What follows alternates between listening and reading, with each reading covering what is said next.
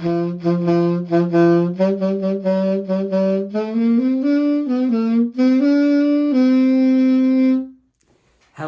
and welcome to the table. I'm your host, Dean Wolf, and today I am going to be talking about Brothers War stuff. So, Brothers War so far, for me at least, I haven't gotten too lucky with my polls.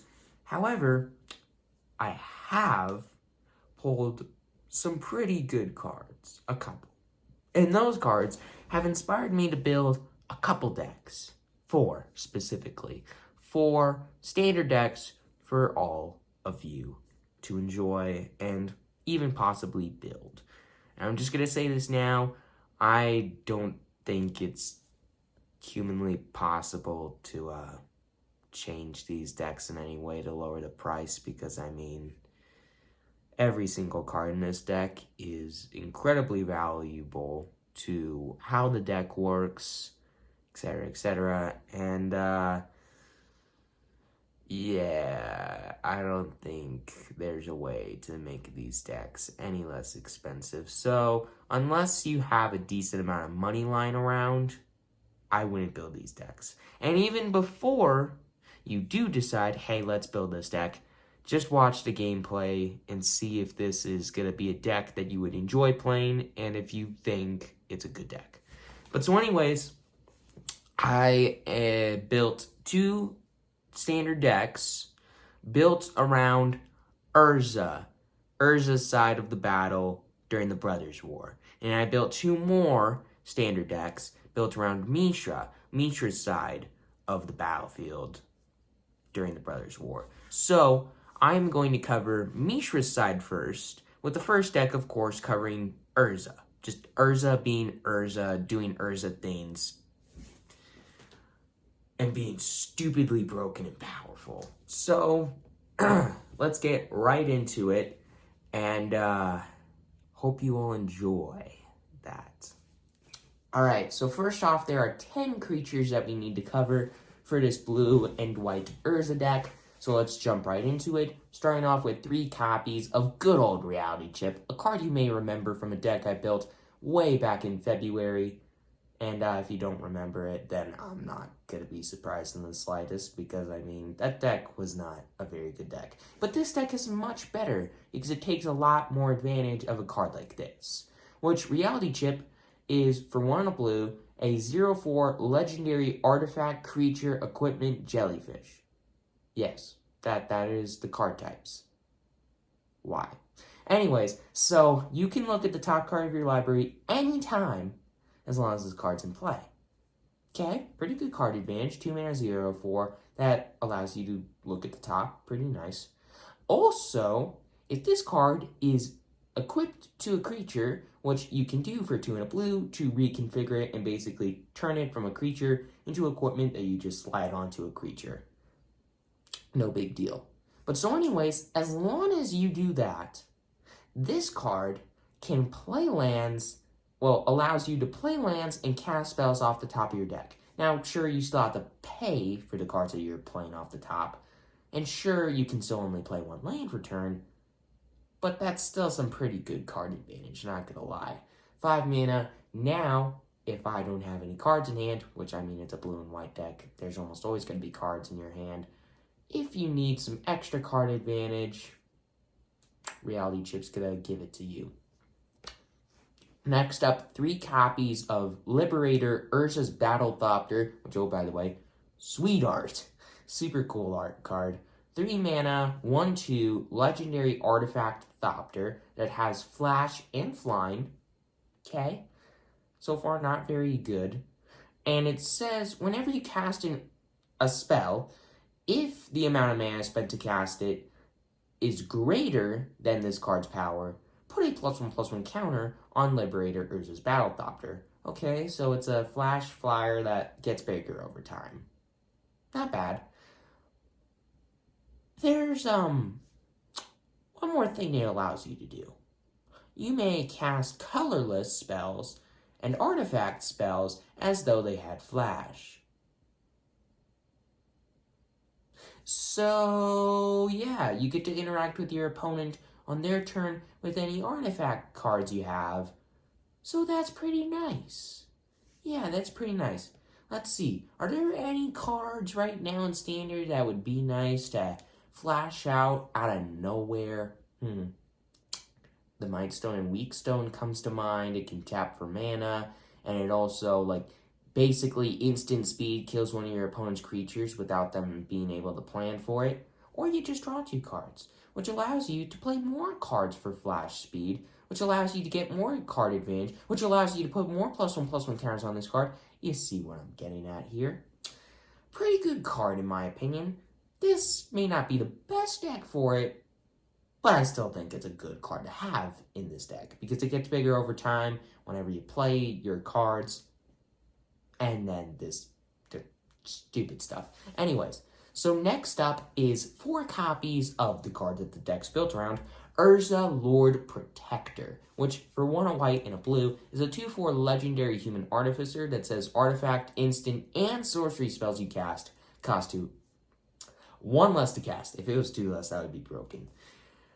And it says for 7 mana, if you both own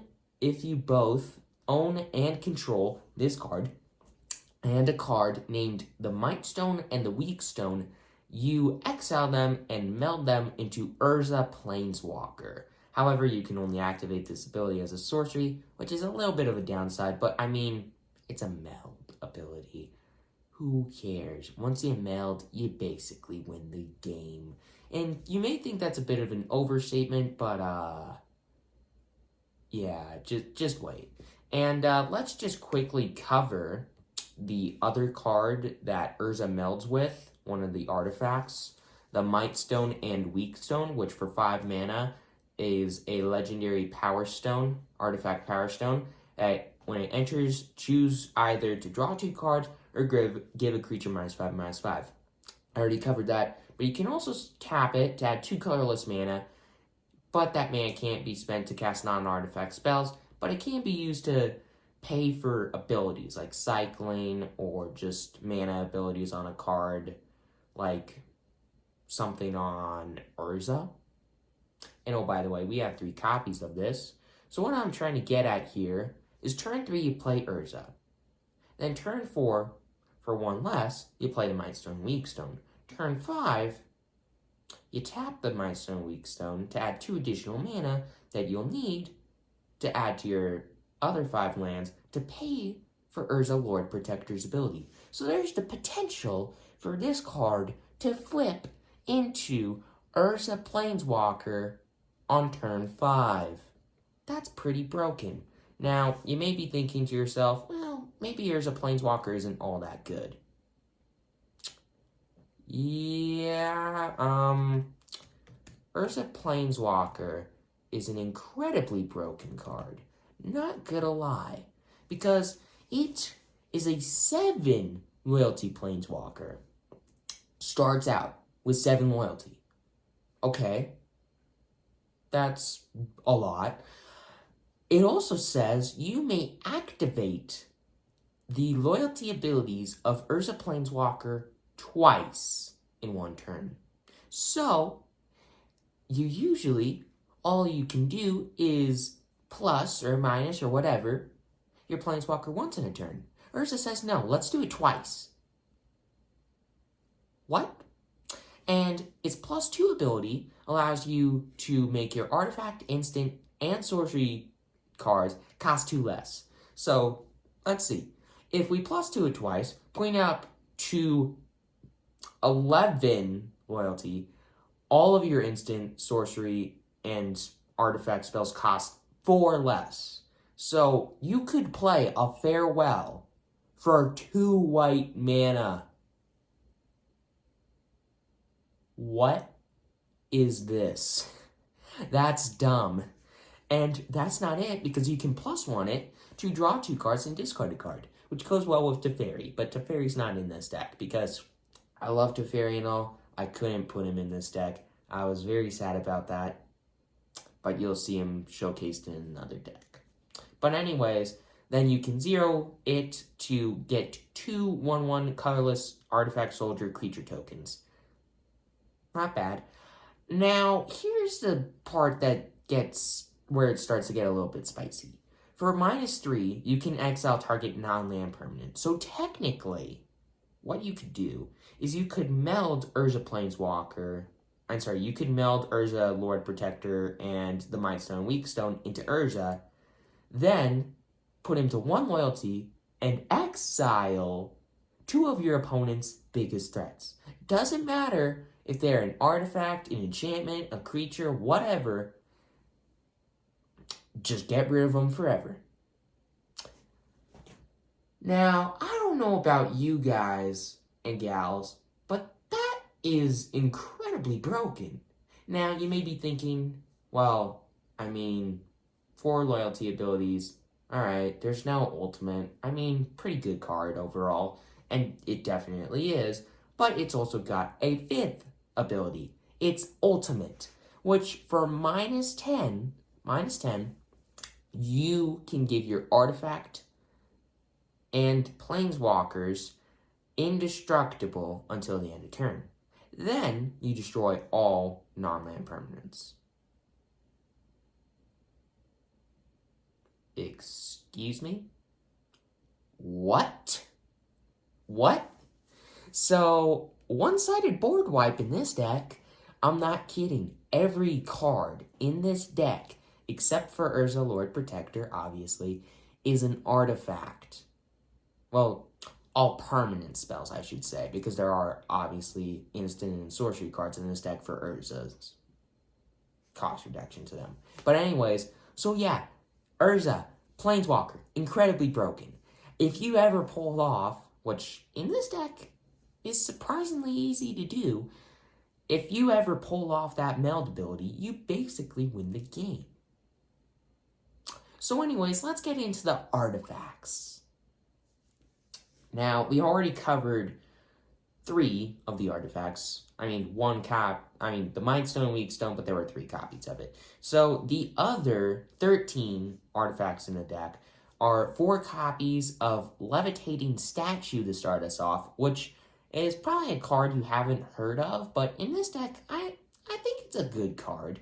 For 2 mana, it's an artifact with flying that whenever you cast a non-creature spell, which there are a lot of in this deck, put a +1/+1 counter on Levitating Statue. Okay, decent. For 2 mana, you can also turn it into a 1/1 colorless construct artifact creature until the end of turn. So what you can do is just cast a ton of non-creature spells in a single turn, reduced by Urza. Then let's just pay 2 mana and turn this into, let's say, a 9/9 with flying. That's actually possible. Not in a single turn, of course. Over the course of 2 turns, maybe. But yeah, this card can get incredibly big, very, very fast in this deck. And yeah, just incredibly broken card. Next up, 4 copies of a card that obviously was going to be in this deck, Reckoner Bankbuster. A 2 mana 4/4 artifact vehicle with crew 3, and it enters the battlefield with 3 charge counters on it. You can pay 2 and tap it to remove one of those charge counters to draw a card, and if there are no more charge counters left on this card, then you create a treasure token and a 1/1 colorless pilot, which crews, it can crew a creature for as though its power were 2 greater. So basically, once the last charge counter is removed, you have a creature that can insta-crew Reckoner Bankbuster, and you also get a treasure out of the deal, which is nice because, hey, artifact. But anyways, next up, 3 copies of the Celestis, which for 3 mana is another card you were more than likely expecting to be in this deck. Legendary artifact that if it's neither day or night, when it enters, it becomes day. And then you can tap it for a mana of any color, and you can pay 3 and tap it to, if it's night, it becomes day, otherwise it becomes night. However, you can only activate as a sorcery, which sucks, but hey, you get a little bit of an upside, because whenever day becomes night or night becomes day, you gain 1 life, and then you may draw a card, and if you do, discard a card. So basically, what you can do is you can pay 3 mana to flip it back between day and night, during your turn with this card, and then basically always be able to draw cards. Sure, you have to discard a card, but you're always kind of filtering your hand. It's a little bit expensive, but it's worth it, in my opinion. And then the last artifact in this deck, 2 copies of good old Urza's Silex, which for 3 mana is a legendary artifact that you can pay 2 and double white to tap it and exile it, and each player chooses 6 lands they control.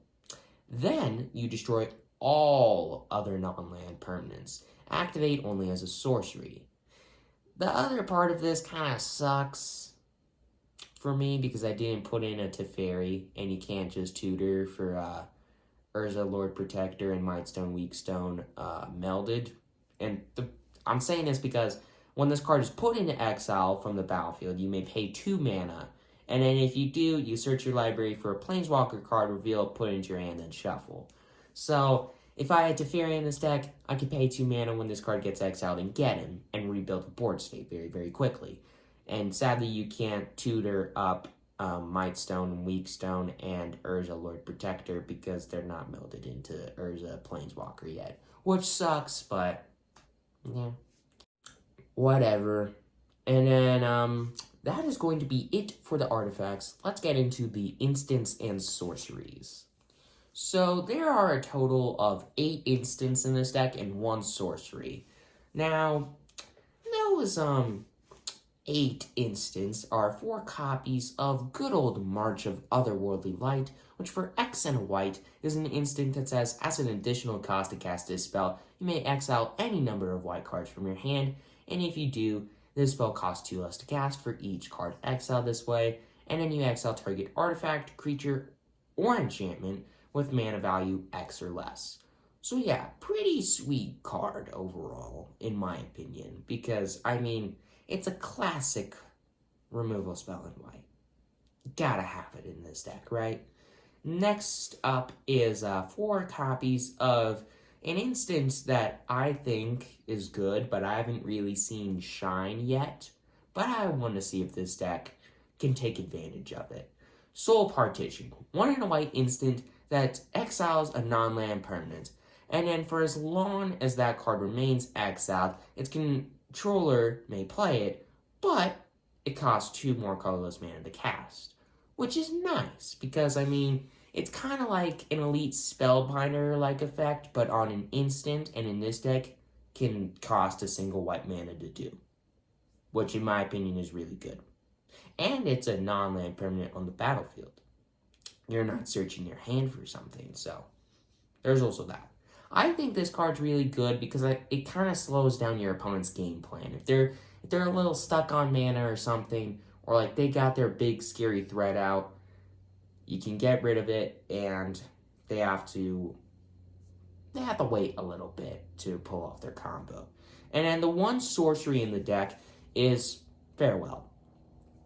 I was debating what to have and what not to have in the deck. I was like, do I want more Urza Silexes in the deck or more Farewells in the deck? And I thought to myself, okay, Urza Silex, to me, I mean, it doesn't exile stuff, but it's easier to play. It's less money. It's an artifact. I love playing artifacts. So, yeah. I just chose to have 1 Farewell in the deck, because if Urza Silex doesn't work out, then this card can exile the stuff that you want to get rid of instead of just destroying it. So Farewell for 4 and double white is a sorcery that you get to choose 1 or more as you cast it. You either exile all artifacts, exile all creatures, exile all enchantments, and or exile all graveyards. So you have the potential to get rid of everything except for Planeswalkers. Yeah, not getting rid of your Urza Planeswalker with this card, or any other Planeswalkers. But, hey, no one else plays Planeswalkers in Standard right now, right? No one else plays Planeswalkers. Who plays Planeswalkers? No one plays, like, Liliana, or Teferi, or the other Teferi, I guess. But, yeah, no one else plays Planeswalkers, right? Right.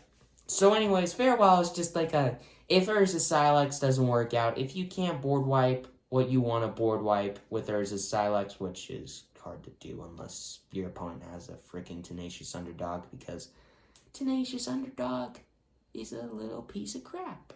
So, yeah. Anyways, Farewell, one of in the deck, just to hit, just to be a little silver bullet against those decks that have any kind of Tenacious Underdog or any other cards like that, like Unearth cards. But so anyways, with all of that aside, let's get into the 25 lands in this deck. Now, you may be thinking to yourself, why do you have 25 lands in this deck? First off, it's a white and blue deck. White and blue decks have a lot of lands, period. Because they're slower decks. You want to get more mana. You want to get up to a higher amount of mana to play like your Farewells or any of your other big stuff, like melding Urza Planeswalker.